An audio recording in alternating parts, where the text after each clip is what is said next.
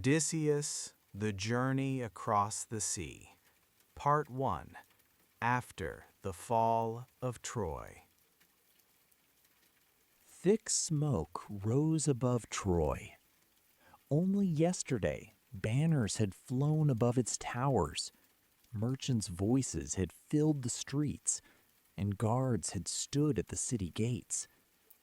Now the walls were shattered, the rooftops were burning, and the stones beneath the soldiers' feet still held the heat of the recent fires. The Greek warriors walked silently among the ruins. They had won. After 10 years of siege, after countless battles and funerals, the war was finally over.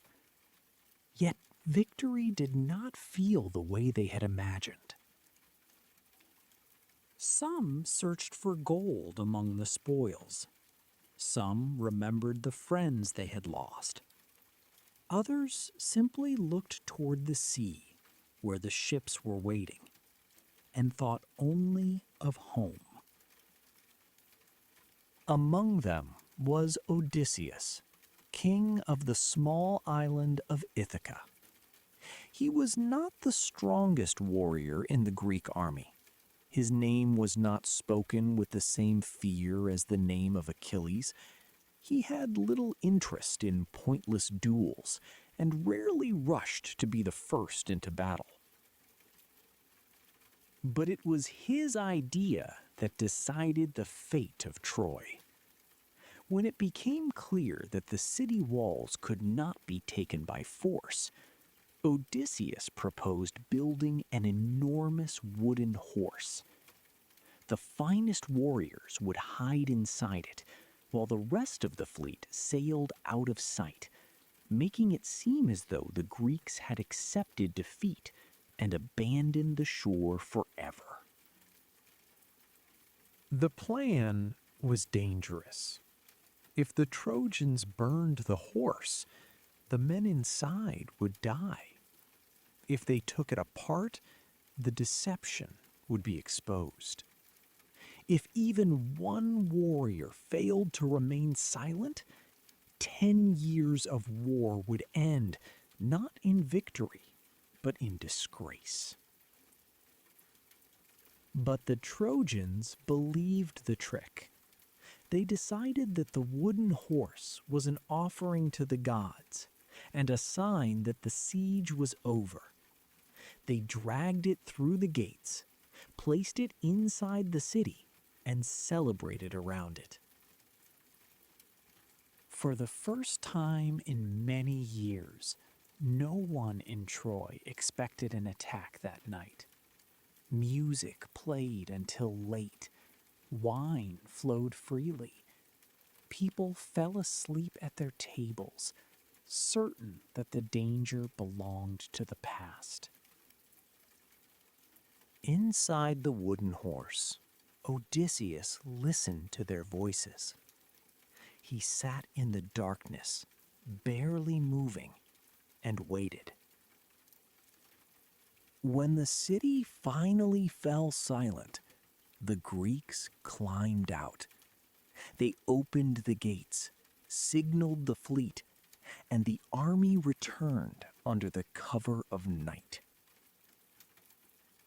By morning, Troy no longer existed, but along with the city, all sense of restraint had vanished. Victory quickly turned into cruelty. Warriors broke into homes, destroyed sacred altars, and showed no mercy to those who could no longer defend themselves. Even in temples, where bloodshed had once been forbidden, screams filled the air. Odysseus saw what was happening and understood that the gods would not forget such a night. The Greeks believed they were victors, but they did not realize that their journey home was already in danger. The next day, Preparations began by the sea. The ships were stocked with water, grain, and wine. Weapons and captured treasure were carried onto the decks. Men argued over the finest spoils and urged the rowers to work faster. Everyone wanted to leave as soon as possible. Odysseus was in a hurry too. Penelope was waiting for him on Ithaca. When he had left for war, their son Telemachus had still been a child. By now, the boy would be almost a man. 10 years was far too long. In that time, faces changed, homes changed, habits changed, even memories changed. Odysseus did not know whether his son would recognize him. He did not know whether Penelope had kept her hope alive. He did not know what his island had become without its king. But he believed he would soon have his answers. The distance from Troy to Ithaca did not seem great. With a favorable wind, the voyage might take only a few weeks. The warriors were certain that their hardest trials were already behind them. They were wrong. Before the fleet could leave, a wind rose over the sea. At first, it was gentle. The sails barely moved, and the water remained calm. Then, the horizon darkened, as if night had decided to arrive too early. The sailors looked up at the sky.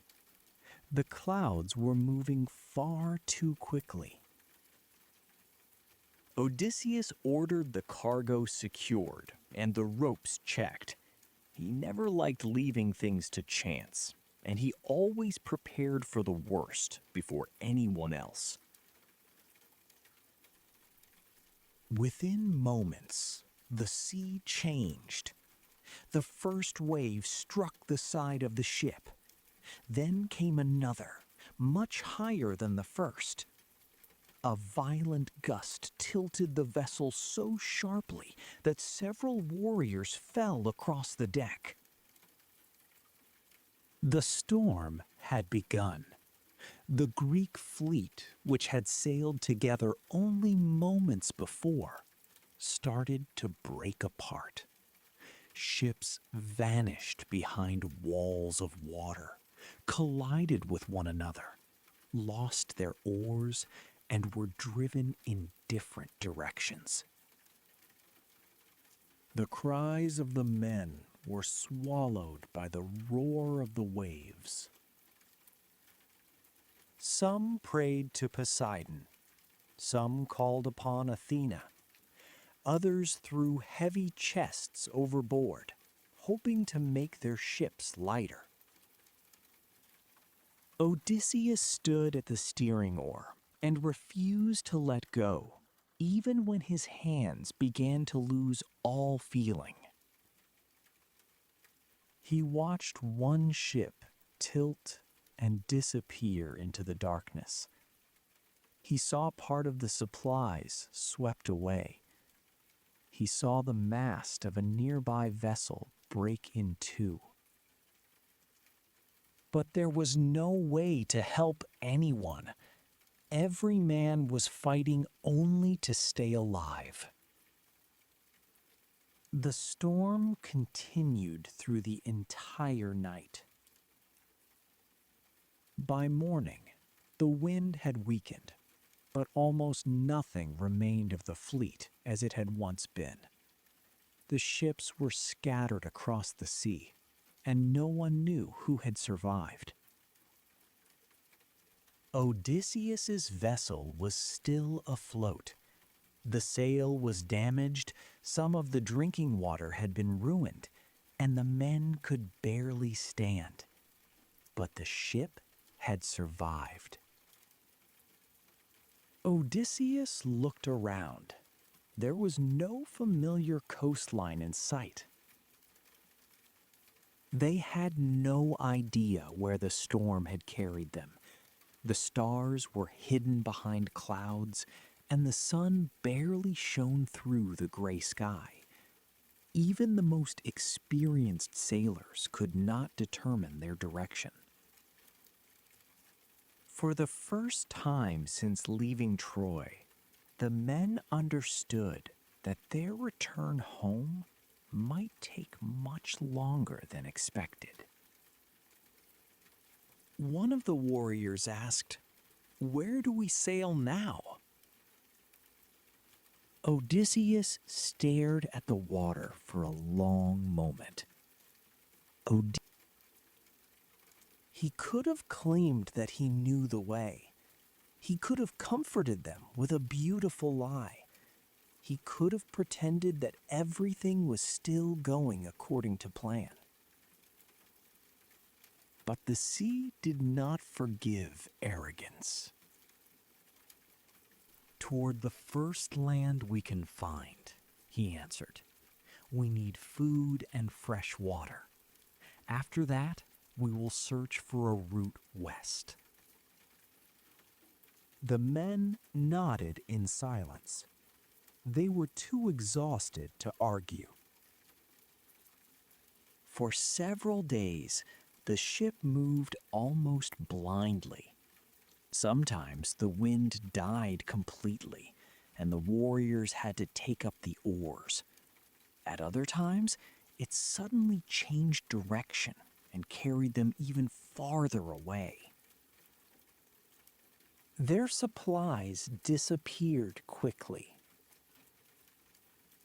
Water was given out in small portions.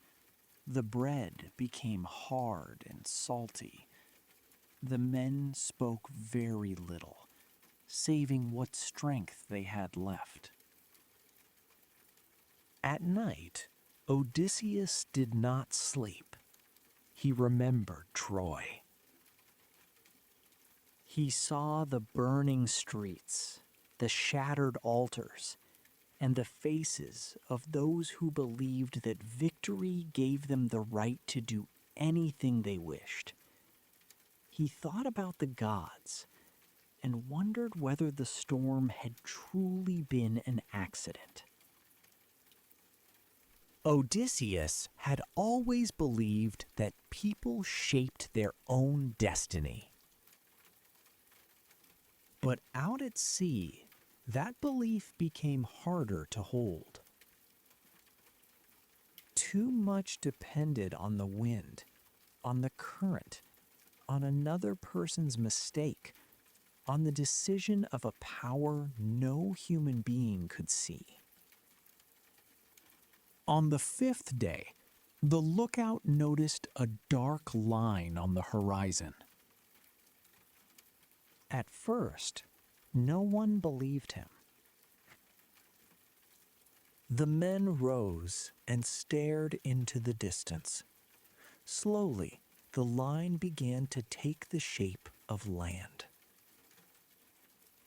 For the first time in days, joyful voices were heard aboard the ship. By evening, they reached the coast. The shore was low and green. Trees grew in the distance, and human figures could be seen moving among them. There were no city walls, no soldiers, and no watchfires. Odysseus did not send the entire crew ashore. He chose several companions and ordered them to explore the area, find fresh water, and learn who lived on the island. "Take nothing by force," he warned them. "We do not know whose land this is."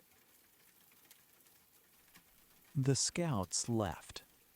An hour passed. Then another. They did not return. Odysseus began to worry. He took several warriors with him and followed their tracks. The path led through soft grass into a small valley. There, they saw the people of the island. They were peaceful people, dressed in light-colored clothing. They carried no weapons and showed no fear. Instead, they smiled at the visitors and offered them the fruit of a strange plant. Nearby, Odysseus's scouts were sitting on the ground. They looked happy. Far too happy. One of them laughed as he stared up at the clouds. Another slowly chewed the sweet fruit. A third did not even turn his head when Odysseus called his name. "It is time to return to the ship," Odysseus said. The warrior smiled. "Why?" "Because we are sailing home." Home is not going anywhere. Odysseus stepped closer. The man's eyes were clear, but there was no fear in them, no purpose, and no memory of everything they had endured. "Penelope, Ithaca, our families," Odysseus reminded him. "Have you forgotten?" The warrior paused, as though he had heard unfamiliar words. Then he smiled again. "It is peaceful here. We do not need anything else." Odysseus looked at the fruit in the man's hand. He understood that the danger on this island was not like a sword or a storm. It caused no pain. It inspired no fear. It did not make anyone run. It simply erased the desire to return. The islanders called the plant the lotus. Anyone who tasted it forgot the past and stopped thinking about the future. All they wanted was to remain on the shore, lie beneath the sun, and never travel anywhere again. Odysseus did not try to reason with his men.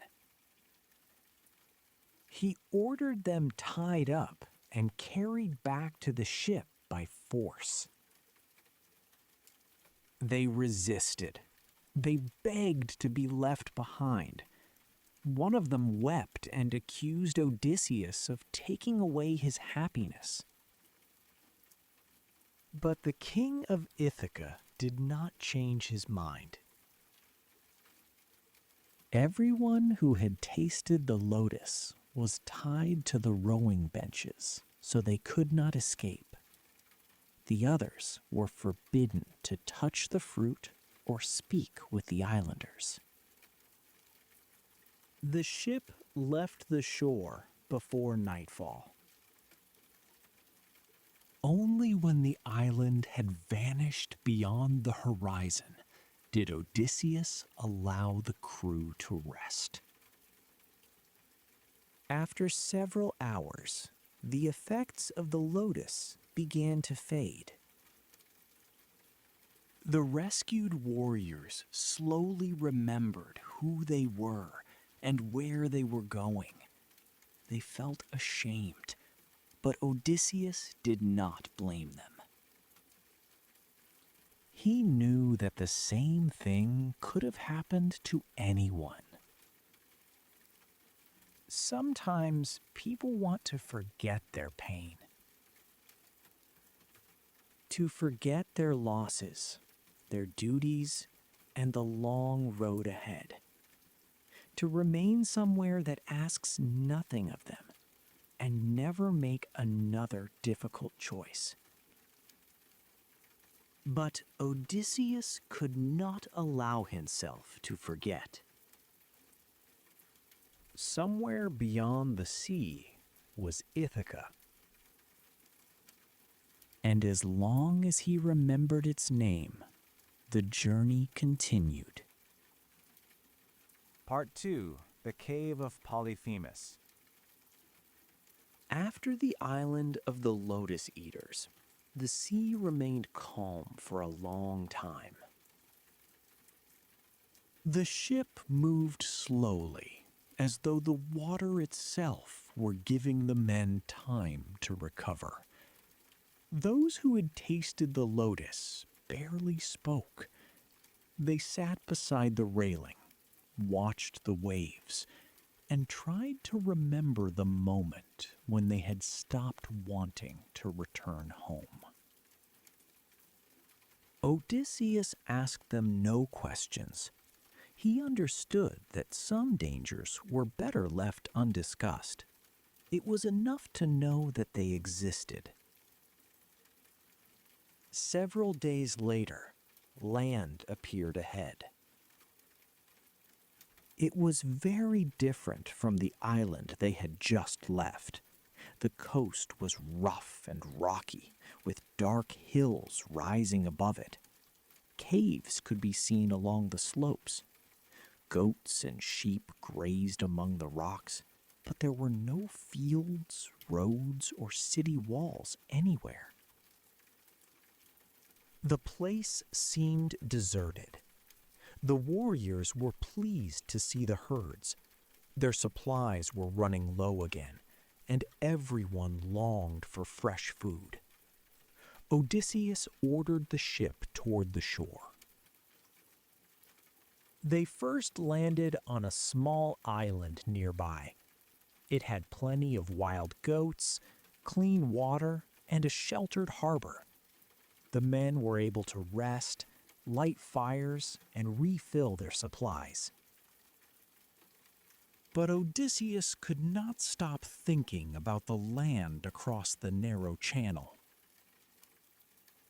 At night, small lights sometimes appeared there.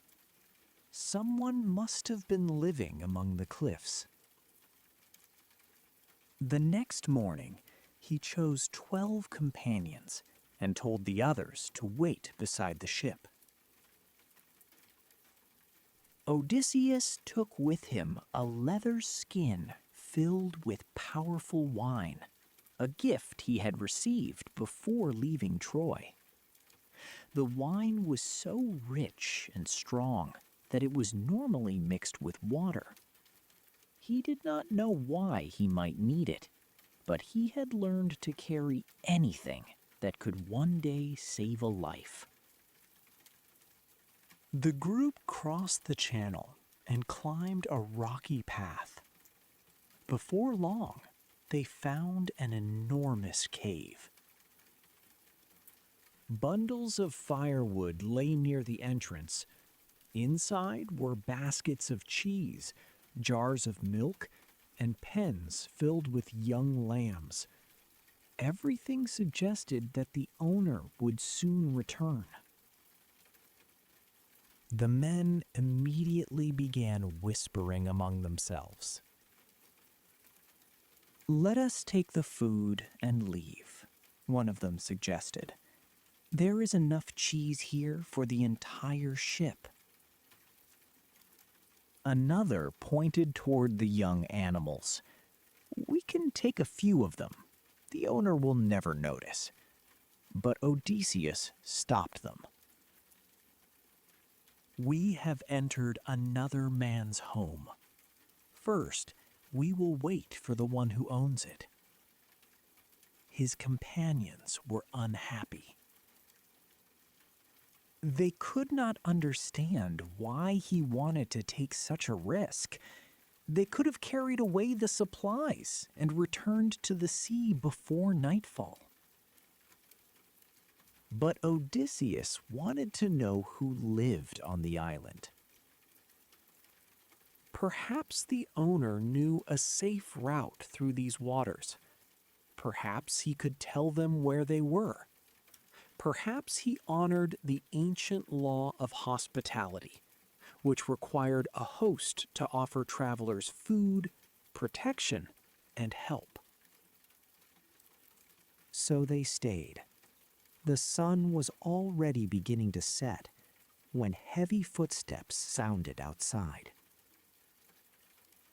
Then a vast shadow covered the entrance. A giant entered the cave. He was taller than any man Odysseus had ever seen. His shoulders nearly touched the stone walls, and his arms looked thicker than a ship's mast. In the center of his forehead was a single, enormous eye. The giant drove a flock of animals before him. He led them into the cave, then lifted a massive boulder and rolled it across the entrance. Several of the warriors immediately understood that they would never be able to move the stone by themselves. The owner lit a fire. At first, he tended to his animals. He milked the sheep and goats, poured the milk into vessels, and set part of it aside to make cheese. He worked calmly, unaware of the men hiding in the darkness. But when the flames grew brighter, his single eye turned toward the visitors. "Who are you?" the giant asked. His voice was deep and thunderous. "Where have you come from? Are you merchants, thieves, or has the sea cast you onto my shore?" Odysseus stepped forward. "We are Greeks returning from the war at Troy. A storm drove us from our course. We ask you to receive us as guests and help us find our way." The giant stared at him for a long time. "Do you fear the gods?" Odysseus continued. "Zeus protects travelers and strangers." At these words, the master of the cave began to laugh. The sound echoed from the stone walls. "The Cyclops do not fear Zeus," he said. "We are stronger than your laws. Here, I decide who is a guest and who becomes food." His name was Polyphemus. He was one of the Cyclops and a son of Poseidon, the god of the sea. Odysseus did not yet know this for certain, but he quickly understood that the creature before him was more than an ordinary giant. Polyphemus stepped toward the men, seized two warriors, and lifted them as easily as though they were children. The others stumbled backward. No one had time to draw a weapon. That night, the cave ceased to be a shelter. It became a prison. When Polyphemus finally fell asleep beside the dying fire, Odysseus drew his sword. He could approach the giant and strike him in the throat. Then he looked toward the boulder blocking the entrance. Even if the Cyclops died, the men would remain trapped inside. None of them could move the stone. Odysseus put his weapon away. It was not enough simply to defeat Polyphemus. They had to force him to open the way out himself. In the morning, the Cyclops tended to his flock once more. Before leaving, he kept some of the animals inside the cave and sealed the entrance again with the boulder. The men were left in darkness. Some wanted to weep. Others blamed Odysseus for insisting that they wait for the owner of the cave. He did not argue with them. Their anger was justified, but finding a way out mattered more than defending himself. As Odysseus searched the cave, he noticed the long trunk of an olive tree. Polyphemus had probably intended to shape it into a staff. The timber was heavy, but several men could lift it together. Odysseus ordered them to cut away the branches and sharpen one end.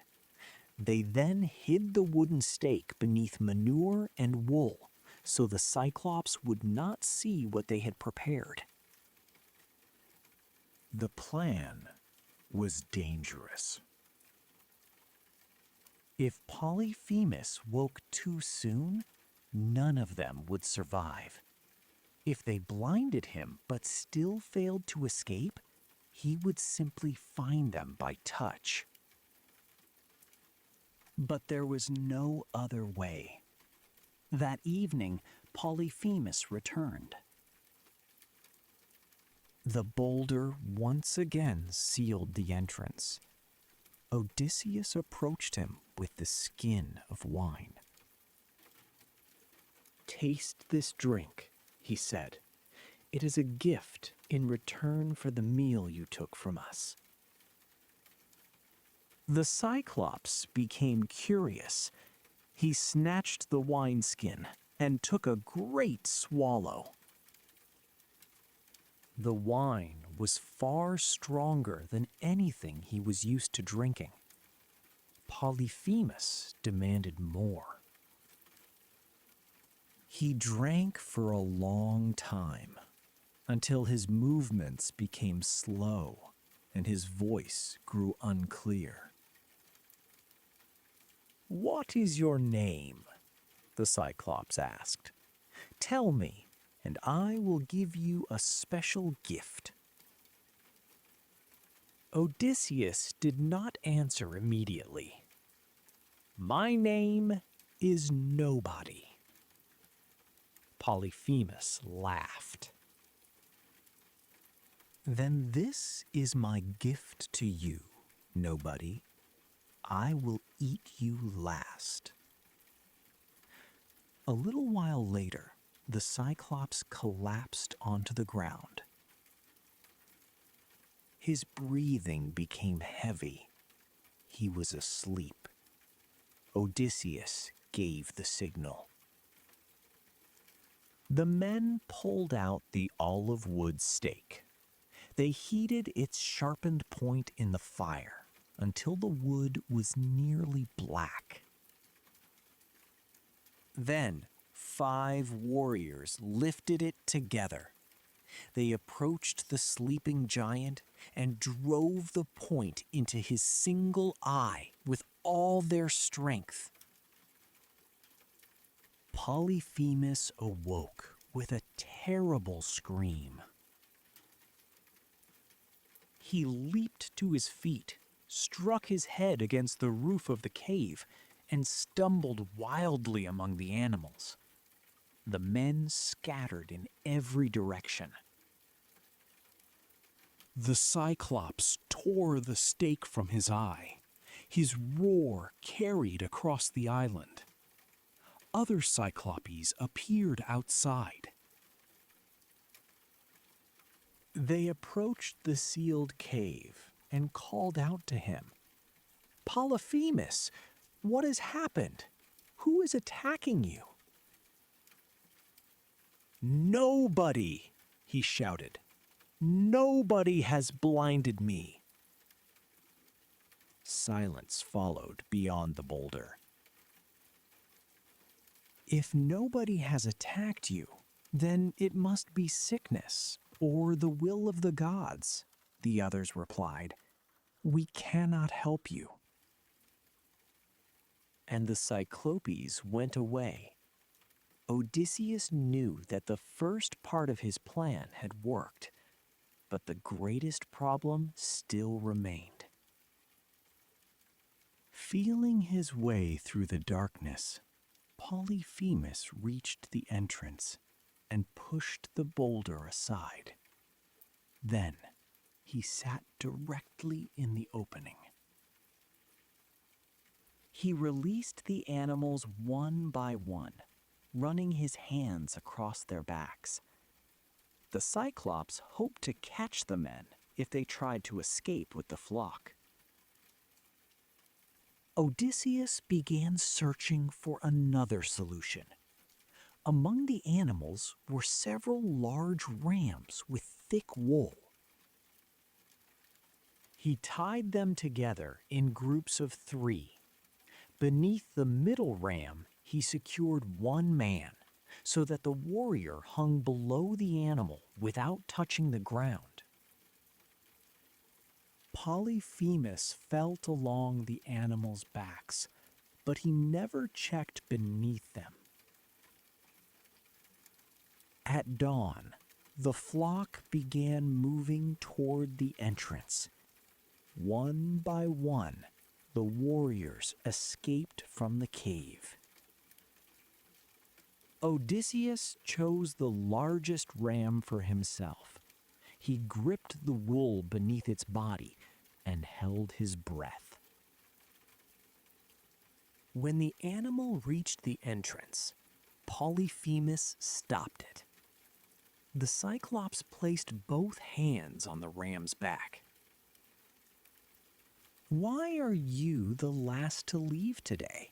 he said. "You are normally the first to reach the pasture. Perhaps you feel sorry for me?" Odysseus felt the giant's hand moving dangerously close to him. But then Polyphemus released the animal. A few steps later, Odysseus was outside. The men quickly freed themselves, drove the flock toward the shore, and ran for the boat. Their companions greeted them with joyful cries when they reached the ship. They raised the sail and began moving away from the island. It seemed that the danger was finally behind them. But when a safe distance separated the ship from the shore, Odysseus turned back toward the cave.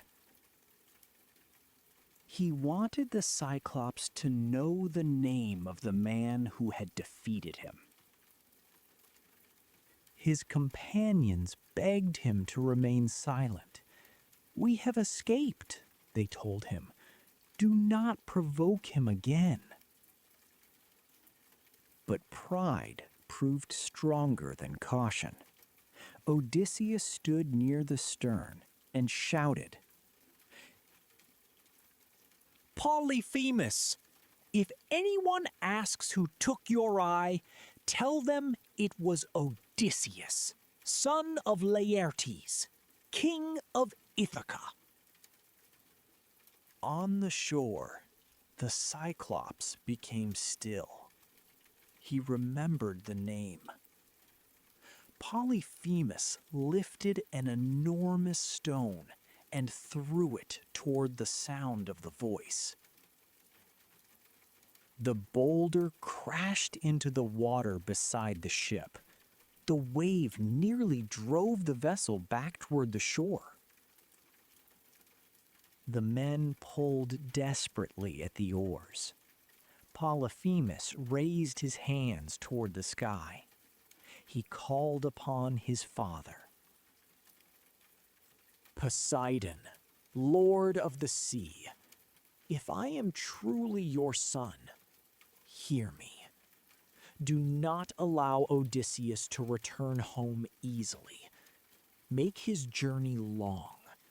Let him lose his companions. Let him return alone, aboard another man's ship, and find sorrow waiting inside his own home. The sea around the island grew darker. Odysseus heard the curse. He tried to convince himself that they were only the words of a blinded giant. But deep inside, he understood that he had just revealed his name to the very power upon which his entire journey depended. Until that moment, the sea had been an obstacle. Now it had become an enemy. The ship sailed farther away. The Cyclops disappeared behind the cliffs, but the voice of Polyphemus remained in the men's memories for a long time. That evening, no one celebrated their escape. They ate in silence and stared at the water. Odysseus sat apart from the others. His intelligence had found a way out of the cave, but his pride had opened another door, leading toward the anger of Poseidon. Part 3. The Bag of Winds. After leaving the island of Polyphemus, the men were reluctant to speak about what had happened. They had escaped, but their victory brought no relief. Sheep stolen from the Cyclops lay on the deck. A little cheese and water remained below. The ship was intact. The sail still caught the wind, and the sea stretched endlessly before them once again. Yet everyone understood that the journey had changed. Odysseus had revealed his name to Polyphemus. He had done it out of pride, wanting the Cyclops to know who had outwitted him. But along with his name, Odysseus had given his enemy something that should have remained hidden. Now Poseidon knew whom to seek. For several days, the sea remained calm. That frightened the men more than a storm. They expected the water to rise without warning, black clouds to appear on the horizon, or some creature sent by the god of the sea to emerge from the depths. But nothing happened. The ship continued onward. On the 6th day, they saw a strange land ahead. It seemed to be surrounded by a wall of silver air. Clouds moved constantly above the island, yet none ever drifted far away. Wind circled the cliffs and changed direction, as though guarding the place. A tall palace stood near the shore.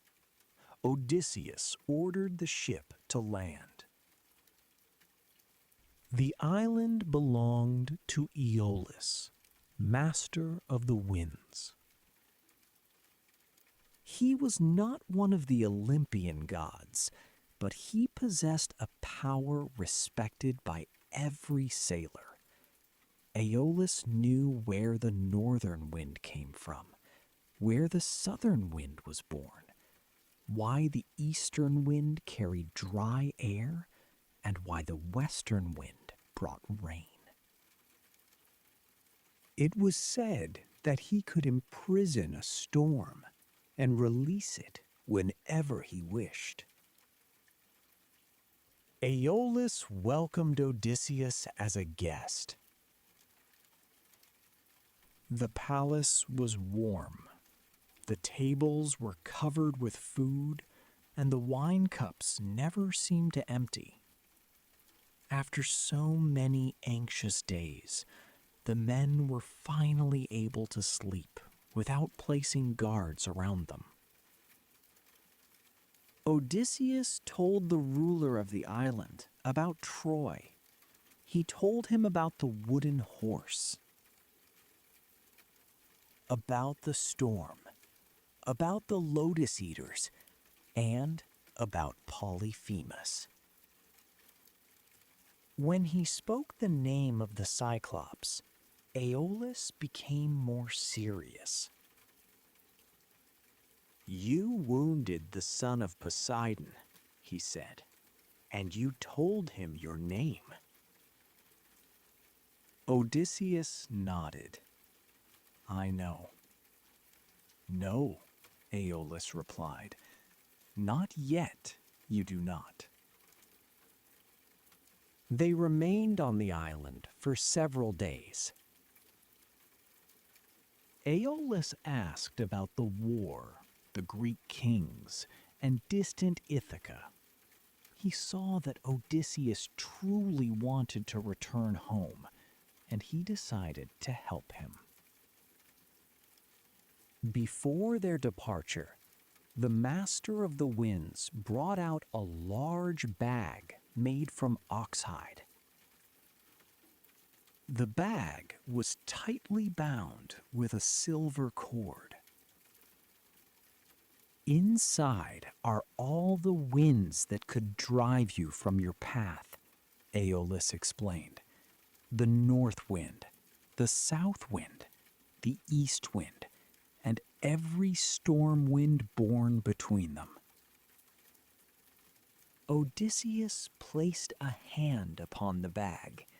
He could feel something moving inside it. It was as though hundreds of invisible wings were beating against the leather. "I have left only the west wind free," Aeolus continued. "It will carry you directly to Ithaca." "How long will the voyage take?" 9 days, if you do not turn aside." Aeolus looked directly into his eyes. "Do not open the bag under any circumstances." Odysseus gave his word. The ship left the harbor. The west wind filled the sail gently and steadily. The sea remained calm, and their direction did not change. For the first time in a long while, the journey became easy. Odysseus himself kept the ship on course. He trusted the bag to no one and placed it beside him near the steering oar. Day followed night. The stars crossed the sky in the proper direction. The sailors began to smile. They spoke about home. One remembered his father's vineyard. Another thought of a daughter who might no longer recognize him. A third promised never to set foot on a ship again. On the 7th day, familiar birds appeared. On the 8th, the color of the water began to change. And on the 9th day, land appeared ahead. Ithaca. At first, it was only a dark line. Then the mountains became visible. Odysseus recognized them at once. He had seen that outline in his dreams for many years. The men rose from the rowing benches and stared ahead. Some began to cry. Others laughed. The distance grew smaller. They could already see smoke rising above the houses. Perhaps someone on the shore had noticed their sail. Perhaps Penelope was standing beside a window at that very moment. Perhaps Telemachus was looking toward the sea, unaware that his father had finally returned. Odysseus had not slept for 9 days. He had been afraid to release the steering oar. Afraid that the wind might change. Afraid that someone might touch the bag. But now the shore was very close. He could almost smell the earth. Odysseus allowed himself to close his eyes. He intended to rest for only a few moments, but exhaustion was stronger than his will. He fell asleep. The men did not notice at first. Then one of the warriors looked toward the bag. For all 9 days, Odysseus had kept it beside him.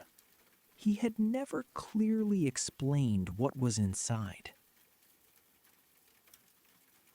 The crew knew only that Aeolus had given their king a special gift. Whispers began to spread. Why is he hiding it? Perhaps it contains gold or jewels. Aeolus welcomed all of us, but only Odysseus received a gift. Exhaustion, hunger, and years of war had made the men suspicious. They remembered how kings divided the spoils, how the finest armor always went to the commanders, how ordinary soldiers received nothing but another order to continue the journey. One of them approached the bag. The others did not stop him. "We will only take a look," he said. The silver cord had been tied tightly. The warrior loosened the first knot. The bag jerked beneath his hands. Someone stepped backward. "Close it," another man whispered. But it was too late. The cord slipped free. The bag opened. The air exploded. A deafening roar crashed across the deck. The north wind escaped first. The south wind followed. Then came the east wind, and every other wind Aeolus had imprisoned inside. The sail pulled in one direction, then another. The ship spun violently around. Odysseus awoke to the sound of shouting. He saw the open bag and understood everything at once. The shore of Ithaca disappeared behind a wall of rain. The winds carried the ship back into the open sea. The men tried to close the bag, but no human hands could contain the unleashed storm. The waves rose around them. The ship turned in circles. The shore that had been only moments away began to disappear. Odysseus watched the mountains vanish. He did not shout. He did not accuse anyone. He did not strike the man who had opened the bag. Inside, he felt only emptiness. They had reached home. Almost. 9 days of travel had been destroyed by a single movement of one hand. The storm carried them through the entire night. By morning, the wind had weakened. The ship had returned to a familiar shore. They were back at the island of Aeolus. The men remained silent. No one wanted to be the first to approach the palace. Odysseus took the empty bag and went alone. Aeolus met him at the gates. "Why have you returned?" Odysseus told him the truth. He did not hide the mistake his crew had made. He did not try to excuse himself. He did not immediately ask for another bag. But hope could still be heard in his voice. Aeolus listened without speaking. Then he stepped back. "I cannot help you again." "Why?" "Because once already I bound the winds for you. I gave you a direct path. You nearly reached your home." "My men did this." "You are their king," Aeolus answered. "Their mistake travels beside your fate." Odysseus clenched his fists. "Then you will leave us here?" "No, I will order you to depart." Aeolus looked toward the sea. A man so clearly hunted by the gods brings misfortune to anyone who helps him. Those words wounded Odysseus more deeply than the refusal itself. He returned to the ship. The crew waited for his answer. He offered no explanation. He only ordered them to untie the ropes. They sailed into the sea once more. This time there was no helpful wind. No map, no promise. The men rowed in silence. Each of them thought about the sight of Ithaca. Some were certain they would never see it again. Odysseus sat near the stern and looked ahead. He understood that danger did not come only from gods and monsters. Sometimes it came from within the crew, from envy, from distrust, from the single thought that another person had received more.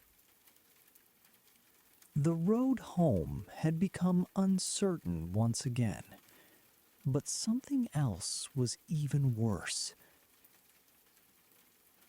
Now they knew exactly how close they had been to the end, and how easily they had lost it.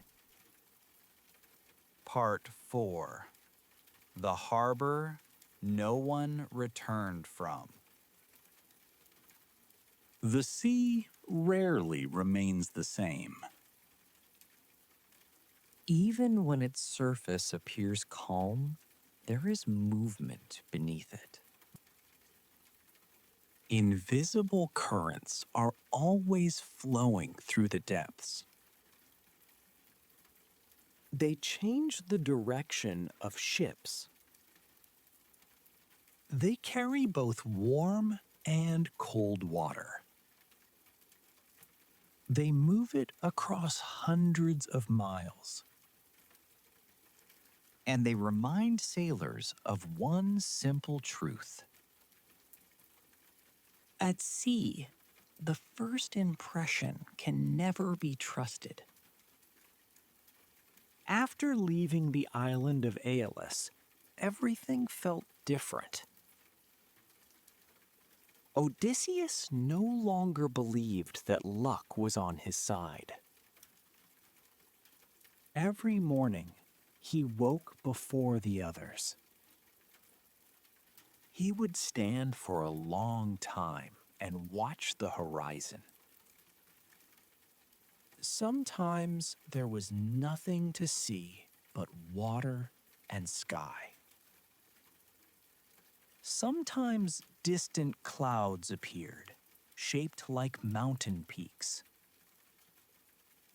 But each time, he asked himself the same question. What is waiting for us today? His men had changed. Once, they had argued and laughed together. They had told one another stories about home. Now, they spoke less and less.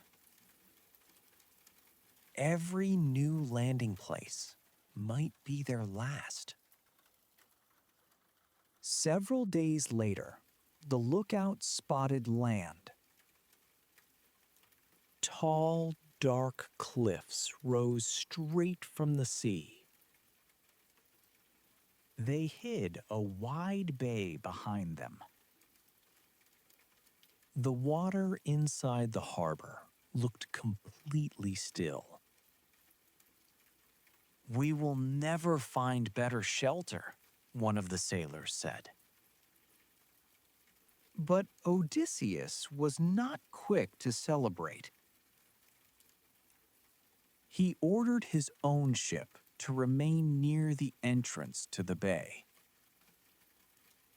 The other vessels slowly moved inside.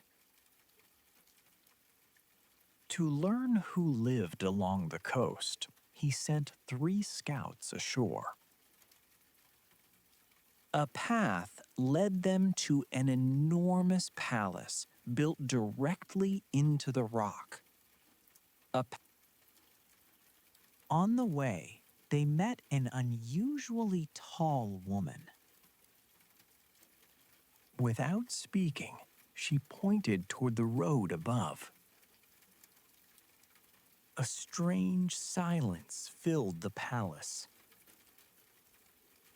It seemed as though the owners had expected visitors.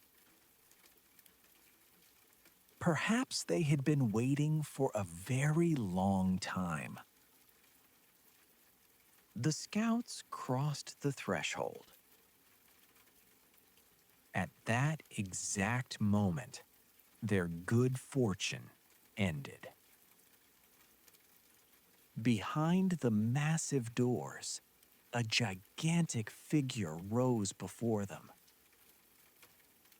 He was the ruler of the Lystrygonians. They were a people of giants. He seized one of the Greeks at once.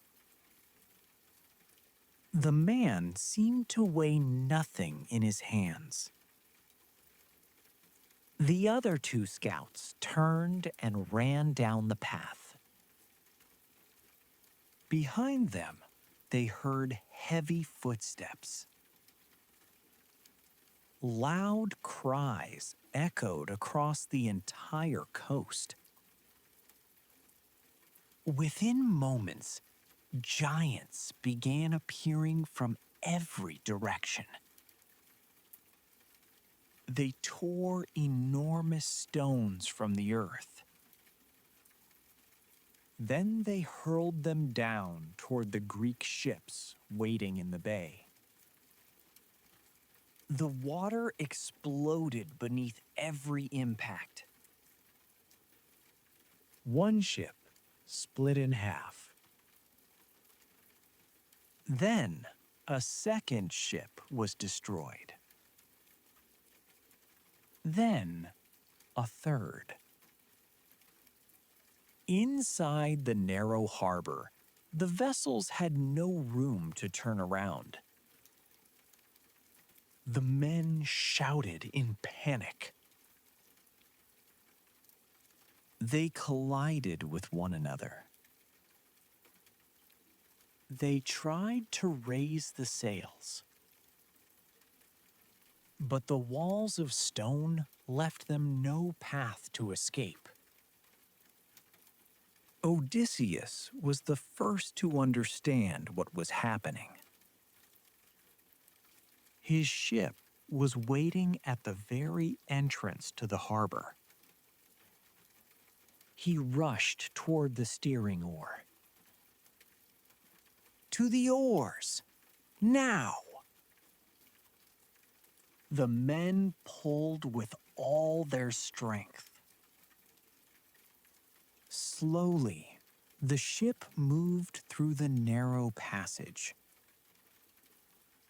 Behind them, the nightmare continued. Enormous boulders crashed onto the decks. Some of the giants climbed down toward the water. With long spears, they forced the ships into one another. One by one, the friends who had survived the Trojan War disappeared. These were men who had traveled beside Odysseus for years. Only a few moments passed.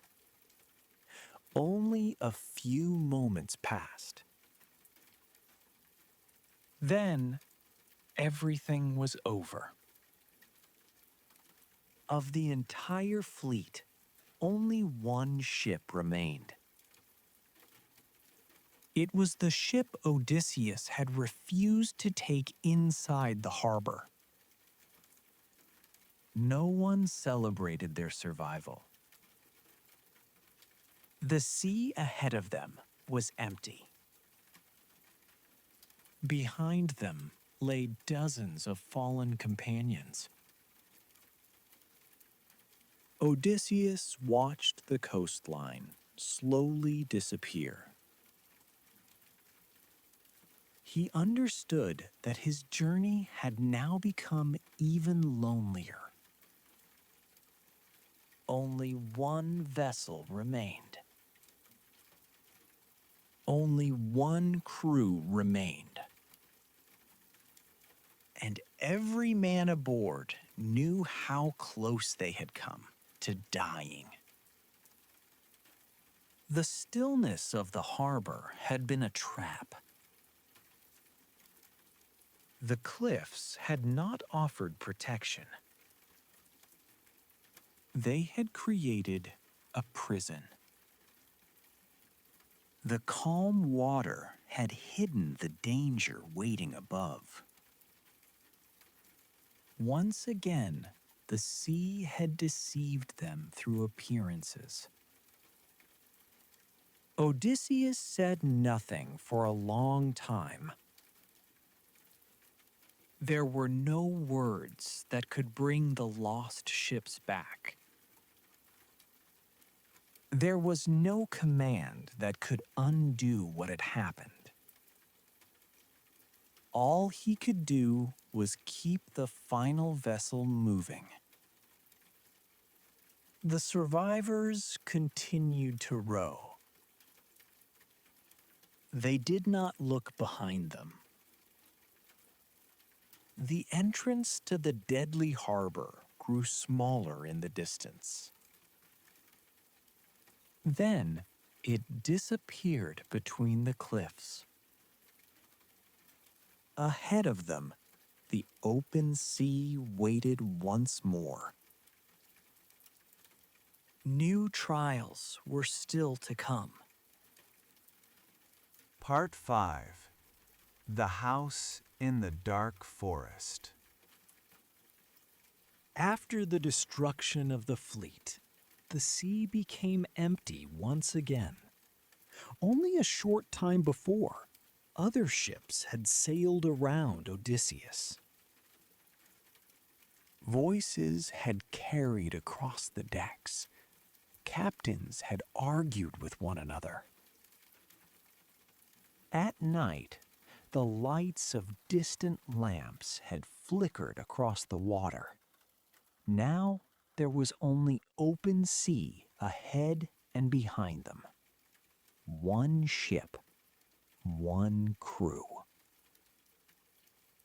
And too many places that could never be recovered. No one spoke about the Laestrygonians. The men understood that some memories became heavier when spoken aloud. They rowed in silence. They shared what remained of the water, and they tried not to look toward the empty horizon behind them. Odysseus stood near the stern. He had lost friends too. He had lost warriors who had left Ithaca with him. Men who had fought beside him at Troy. Men who had survived many long years of war. But as king, he could not allow himself to keep looking backward. The living still needed him to make decisions. Their supplies were running low. On the third day, a wind began to rise. It was weak, but steady. It carried the ship toward an unknown shore. By evening, a dark line of forest appeared above the water. The island looked green and peaceful. Tall trees grew almost to the edge of the sea. Narrow streams flowed between their roots. Farther inland, a thin column of smoke rose above the trees. Someone lived there. Odysseus ordered the ship into a small bay. They dragged the vessel onto the sand. Guards were placed nearby. The men drank fresh water. For the first time in many days, they were able to build a proper fire. But rest brought them no peace. The forest around them was too quiet. The birds rarely called. The branches did not move, even though wind could still be felt beside the sea. Sometimes, heavy footsteps were heard in the darkness. They sounded like the steps of large animals, yet none of the creatures came close to the fire. The next morning, Odysseus climbed a high hill. From the top, he could see almost the entire island. In the center of the forest stood a stone house. Smoke rose from its roof. There was no village around it. There were no fields. There were no roads. Only a single house surrounded by deep green forest. Odysseus divided the men into two groups. One group remained beside the ship. The second, led by Eurylochus, was sent toward the house. "Do not all enter at once," Odysseus warned them. "Watch the place first. If the owner offers you food, do not rush to accept it. After the lotus and Polyphemus, Such caution no longer seemed unnecessary. Eurylochus nodded. He was one of Odysseus' most reliable companions. He was not the bravest man. He was not the strongest. But he was observant. He noticed things that others often missed. The group disappeared among the trees.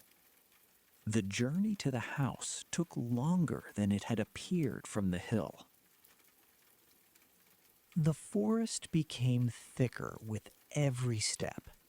At times, the men had to walk around fallen trunks. At others, they pushed through heavy undergrowth. Soft moss covered the ground and silenced their footsteps. After some time, the warriors saw animals. The first was a wolf. It stood directly in the path and watched them. One of the men raised his spear. But the wolf did not attack. It slowly stepped aside. Then it sat down like a tame dog. Farther ahead, a lion appeared. It came out from behind the trees. It approached the group. Then it rubbed its head against the shoulder of one of the men. The warriors froze. The lion did not growl. There was something strange in its eyes. It was not the calm gaze of an animal. It looked more like human sorrow. Eurylochus ordered the men not to touch the creatures.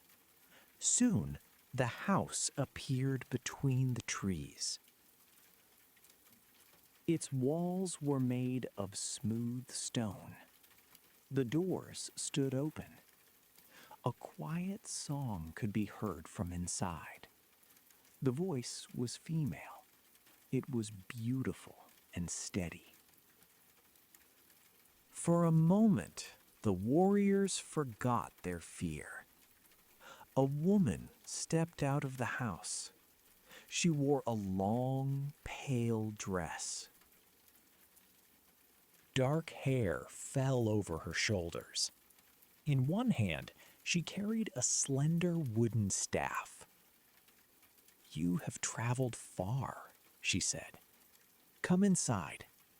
You need food and rest." She called herself Circe. None of the Greeks had heard that name before. The woman smiled calmly. There was no threat in her voice. Almost the entire group entered the house. Only Eurylochus remained among the trees. He could not explain why he did not trust her. Perhaps it was because of the animals. Perhaps it was because she showed no surprise at the arrival of armed strangers. Through the open doorway, he could see a long table. Circe served the guests bread. She gave them cheese. She poured wine into their cups. The men ate quickly. After so much hunger and exhaustion, caution was difficult to remember. Circe moved from one guest to another. She added fragrant herbs to every cup. Then she raised her staff. Eurylochus heard dishes crashing to the floor.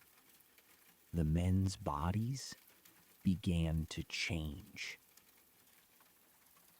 Their clothes fell away. Their arms grew shorter. Their faces stretched forward.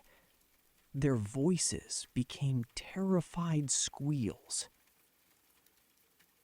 Within moments, pigs stood where the warriors had been. But the most terrible change was in their eyes. They still understood everything. They remembered their names. They recognized one another, but they could no longer speak. Circe opened the gate of a wooden pen. Calmly, she drove them inside. Eurylochus stepped backward. He tried not to make a sound. But his heart beat so loudly that he imagined the entire forest could hear it. When Circe turned toward the doorway, Eurylochus was already running. He did not stop until he reached the shore. Odysseus saw him from a distance. Eurylochus was alone. His face was pale. His clothes had been torn by branches. "Where are the others?" Odysseus asked. At first, Eurylochus could not answer. Then he told them everything. He spoke about the house, about the woman, about the wine, and about the transformation. When he finished, the men began to murmur. Some wanted to leave the island immediately. "We have already lost almost everyone," one of them said. "If we go there, we will die too." Eurylochus agreed. "You did not see what she did. A sword will be useless against her." Odysseus took up his weapon. "I will not leave my men inside a pen." "Then she will transform you too." "Perhaps." Odysseus checked his sword and walked toward the forest. No one followed him. He continued alone. The path was still fresh. Finding the house was not difficult. But before he reached it, a young man appeared among the trees. He wore a traveler's cloak.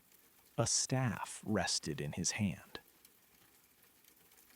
The stranger looked like an ordinary traveler, but Odysseus immediately felt that he was not human. "You are going to Circe," the young man said. "She is holding my men." "And you believe you can free them with a sword?" "If I must." The stranger smiled. "Courage is useful. But against magic, it often becomes foolishness." He introduced himself as Hermes, messenger of the gods. Odysseus lowered his sword. Hermes picked a small plant from the ground. Its root was black. Its flower was white. "This is called moly," he said. "A mortal can barely pull it from the earth, but it will protect you." He handed the plant to Odysseus. "Circe will offer you food and wine. Accept them. Her potion will have no power while you carry this plant. And then she will touch you with her staff. When she does, draw your sword. Do not kill her. Make her swear that she will not harm you, and make her restore your men to their true form." Odysseus wanted to ask more questions, but Hermes had already vanished among the trees. Only the faint scent of herbs remained along the path. Circe waited beside the door. "Another guest," she said. "Come inside." Odysseus crossed the threshold. The house was warm. Woven cloth hung along the walls. Vessels stood on the shelves. A fire burned in the hearth. Behind a wooden partition, restless movement could be heard inside the pen. Odysseus did not look toward it. He sat at the table. Circe placed a cup before him. "Did you come alone?" "My companions are resting beside the sea." "And the men who came here before you?" "I was hoping to ask you about them." Circe smiled. "Drink first." Odysseus raised the cup to his lips. The wine was sweet. It carried the taste of unfamiliar herbs. He drank. Circe stood and touched his shoulder with her staff. "Go and join the others." She waited for the transformation. But nothing happened. Odysseus rose. His sword was at her throat before she could step away.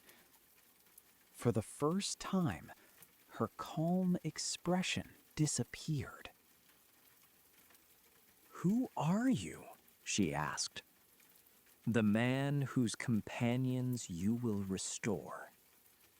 Circe studied him more carefully.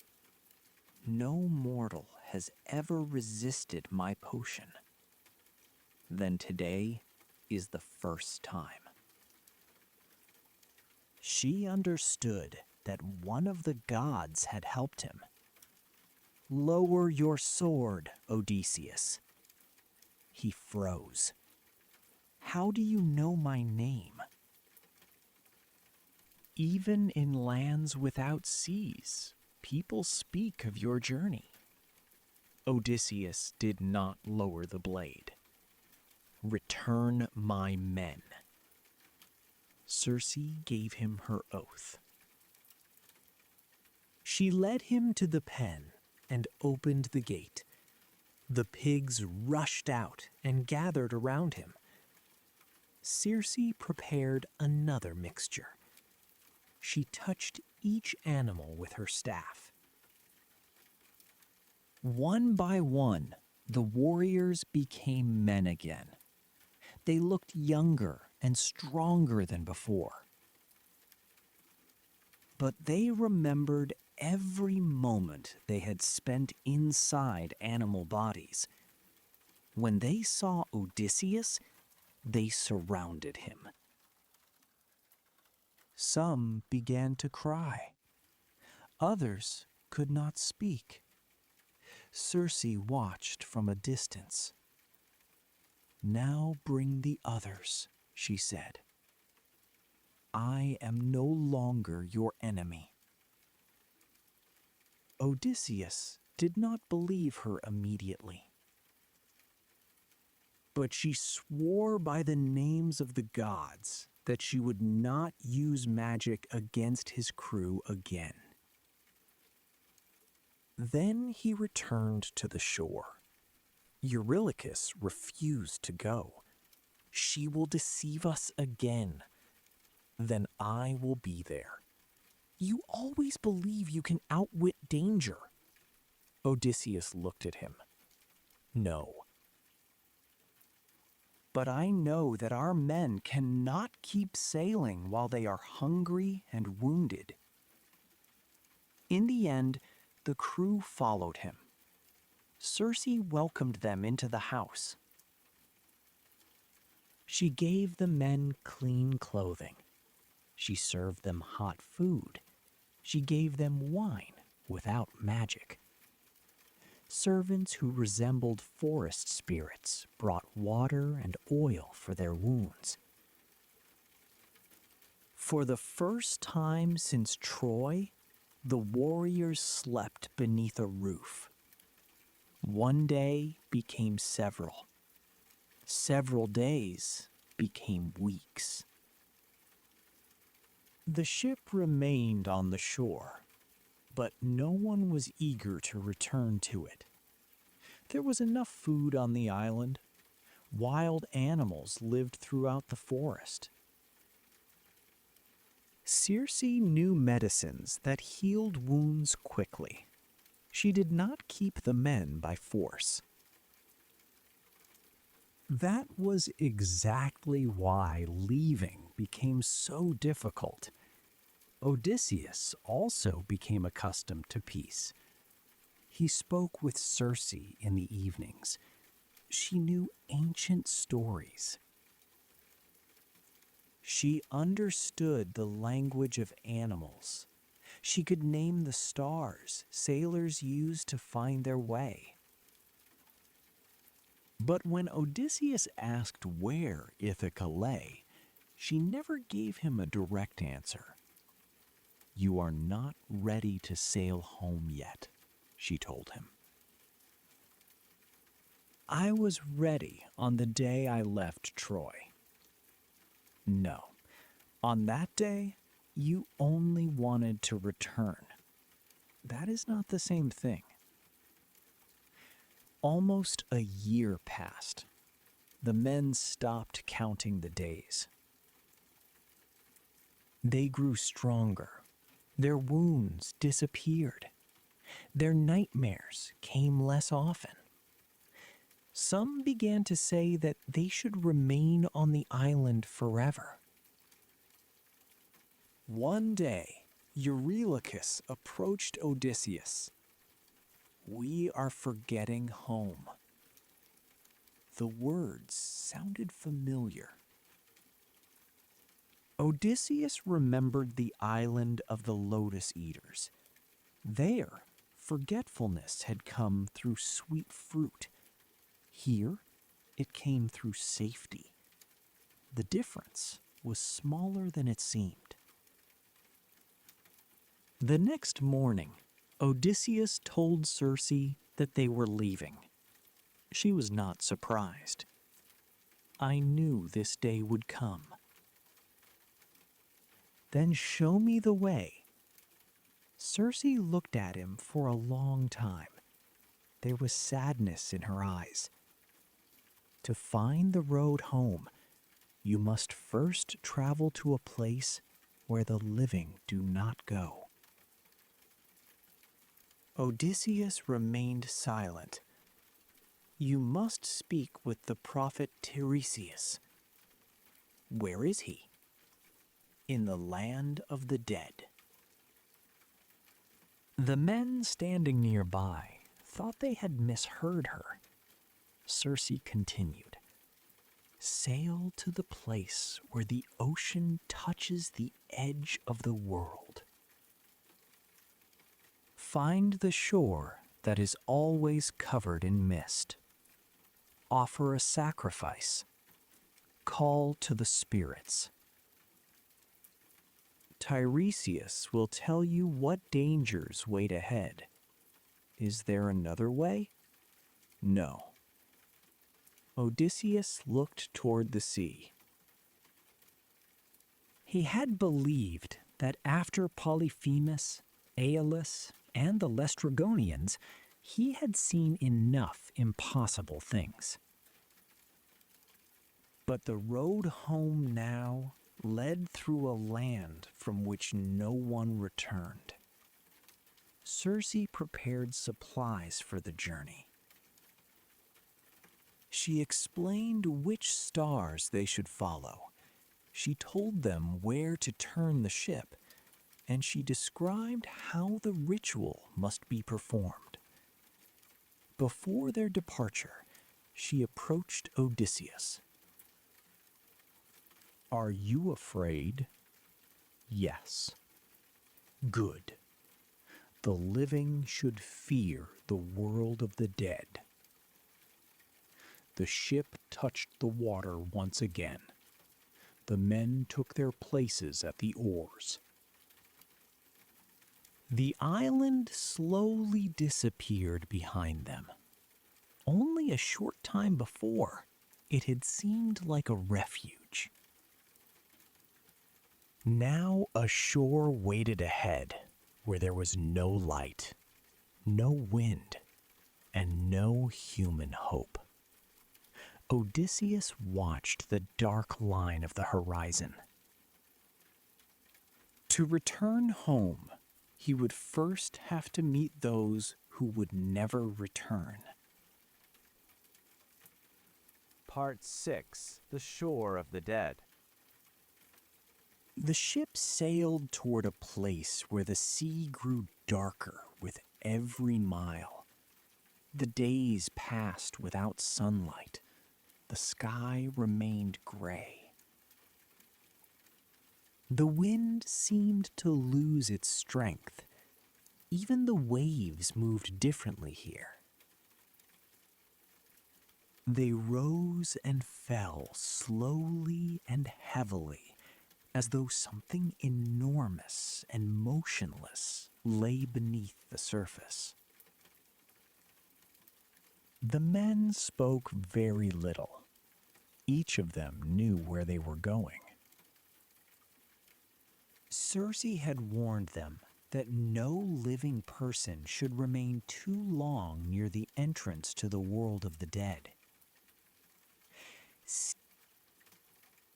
Anyone who stayed might hear a voice they would feel compelled to follow. Odysseus remembered her warning. On the third night, a coastline appeared ahead. A thick mist hung above it. There were no trees. There were no birds. There was no sign that human beings had ever lived there. The stones beside the water were black. The sand looked like ash. The ship touched the shore. No one hurried to step onto the land. "Stay close," Odysseus said. "No matter what you see, do not answer the voices." He took a black ram with him. He also carried wine, honey, milk, and flour. These were the offerings Circe had ordered him to prepare. The men followed him. They found a level place beside a cliff. With his sword, Odysseus dug a shallow pit.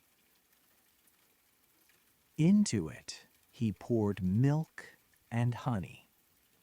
Then he added wine and water.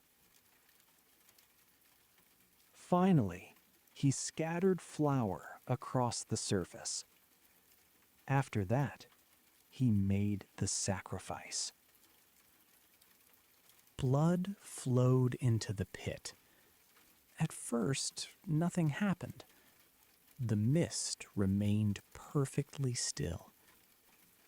Then a whisper came from somewhere far away. It drew closer. Shapes began to appear in the gray air. First, there was one. Then dozens. Then hundreds. They approached from every direction. There were old men among them. There were children. There were women. There were warriors in broken armor. Some looked exactly as they had in the final moment of life. Others were barely more than transparent shadows. Every spirit reached toward the blood. Odysseus drew his sword. and stood before the pit. "Stay back!" The shadows stopped. They did not fear the weapon, but they obeyed the ancient ritual. Odysseus had to wait for one man, Tiresias, the blind prophet who had kept his wisdom even after death.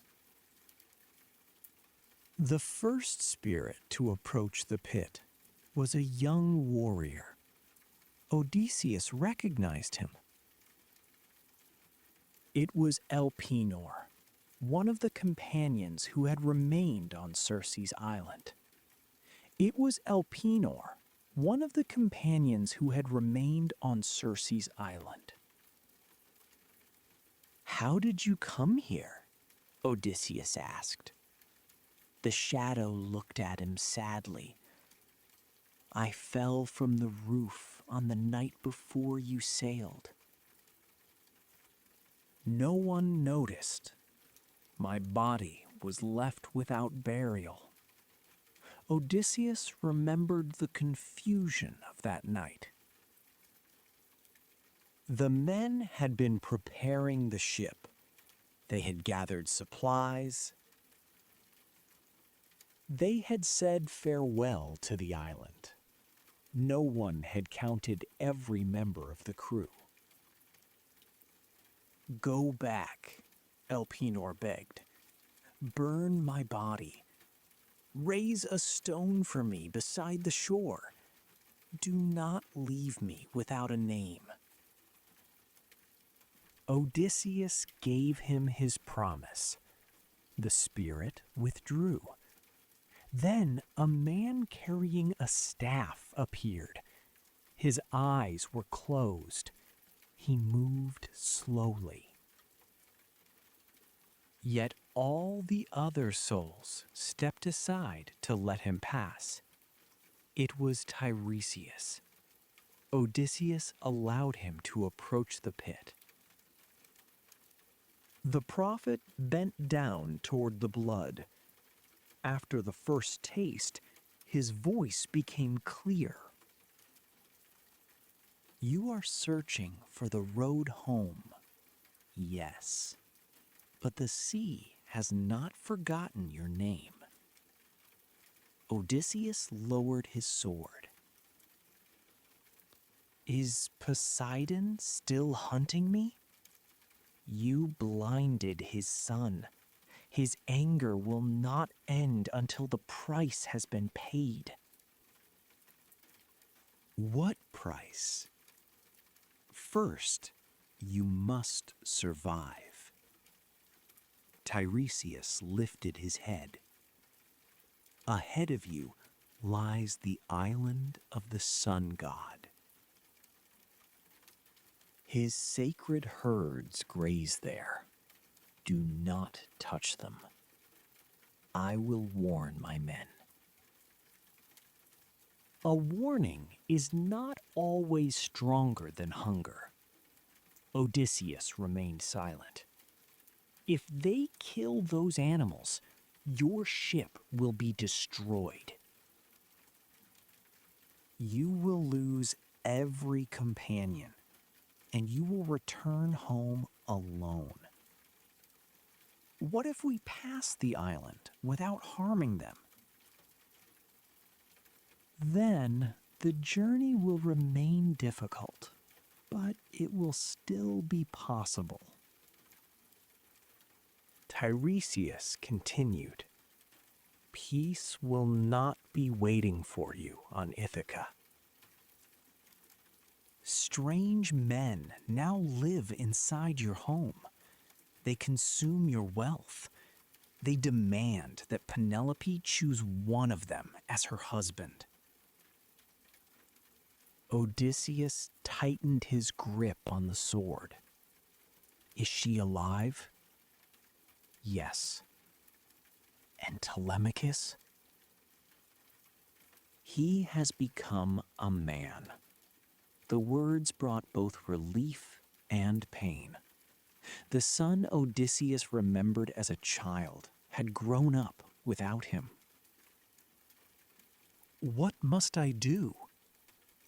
Return without revealing yourself. Watch. Listen. Do not trust the first thing you see. You will win through patience, not strength. And when it is over, will everything finally end? Tiresias shook his head. After you return, another journey will remain. Take an oar and travel far inland. Keep walking until you meet people who know nothing of the sea. There, make a sacrifice to Poseidon. Only then will his anger become calm. Will I return home? Yes. The prophet fell silent. Then he added one final warning. But you will not be the same man who once left Ithaca. Tiresias stepped away. Now Odysseus could allow the other spirits to speak.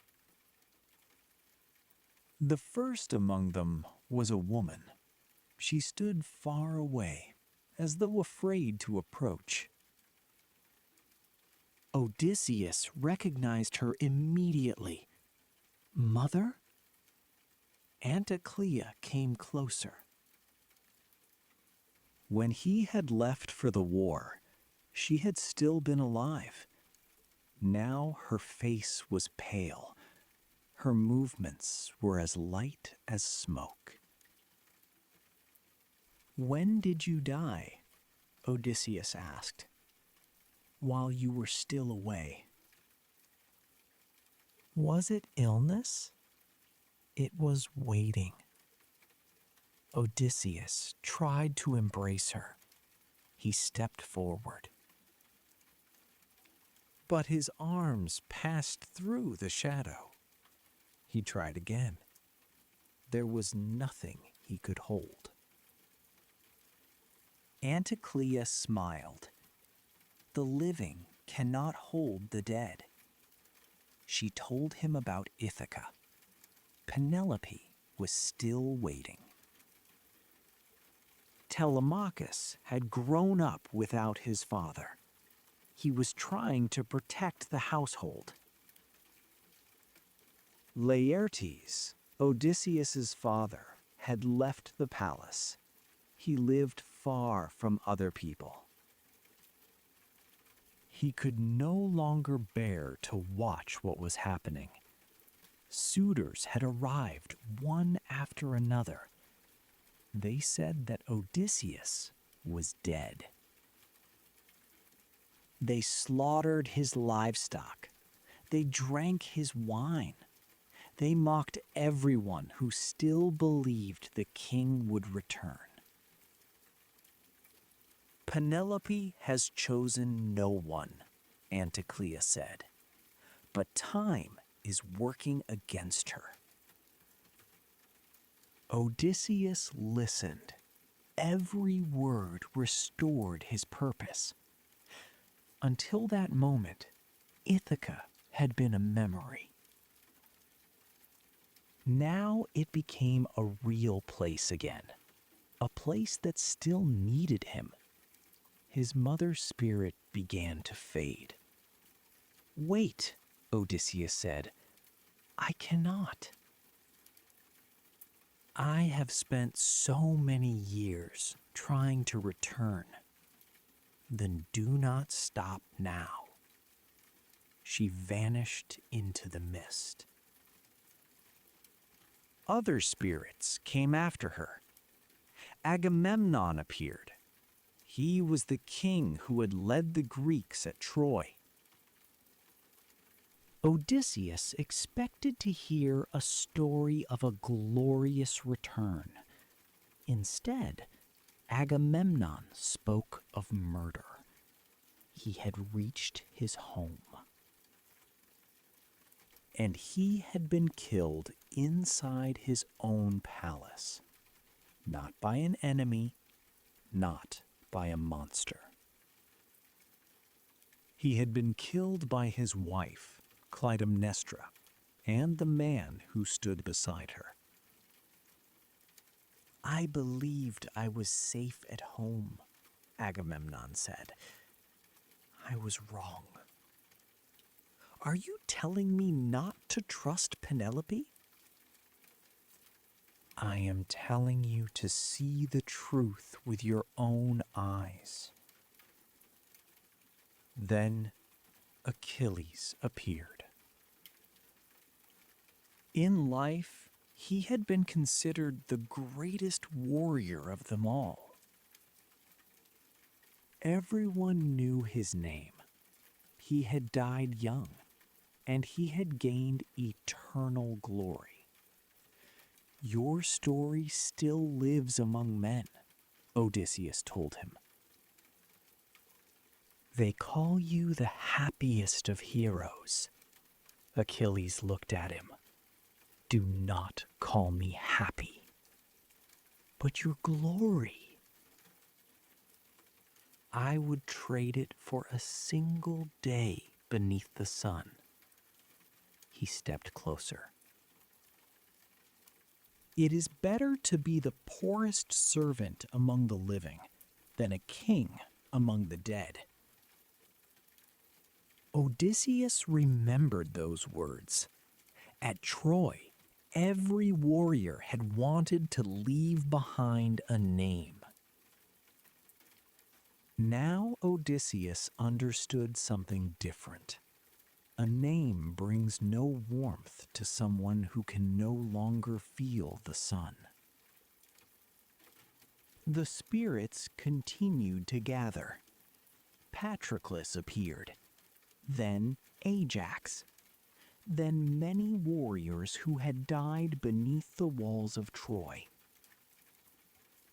Some asked about their families. Some remained silent. Ajax turned away. He still remembered the dispute over the armor of Achilles. Odysseus had defeated him in that contest. Even death had not erased the bitterness. Odysseus tried to speak to him, but Ajax walked away into the mist. The longer the ritual continued, the more spirits appeared. Figures came that Odysseus had never summoned. He saw Tantalus standing in water he could never drink. He saw Sisyphus pushing the same stone up a mountain again and again. He saw those whose punishments would never end. The whispering grew louder. The shadows moved closer. Odysseus felt the cold. It was not the cold of wind.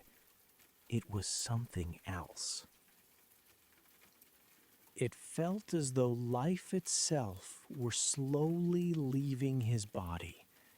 He remembered Circe's warning. They could not remain there much longer. "We are leaving!" Odysseus shouted. The men began retreating toward the ship. The spirits followed them.